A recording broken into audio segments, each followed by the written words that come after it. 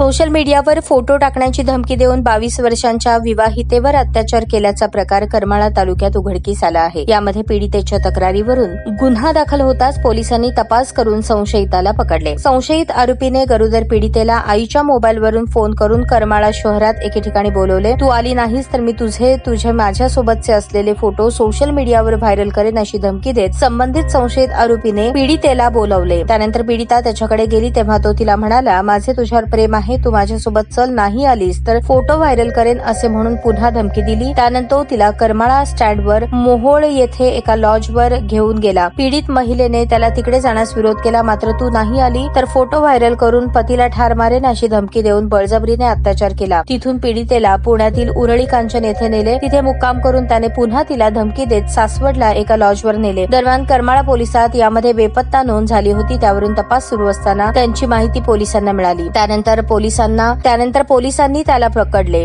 बेपत्ता नोंद होताच पोलीस निरीक्षक विनोद घुगे यांच्या मार्गदर्शनाखाली तपास सुरू झाला होता। पीडितेच्या तक्रारीवरून करमाळा पोलिसात संशयितावर अत्याचाराचा गुन्हा दाखल झाला असून पोलीस उपनिरीक्षक चंदन सिवे यांच्याकडे याचा तपास सुरू आहे। ताज्या बातम्या पाहण्यासाठी प्राईम महाराष्ट्र न्यूज चॅनलला सबस्क्राईब करा।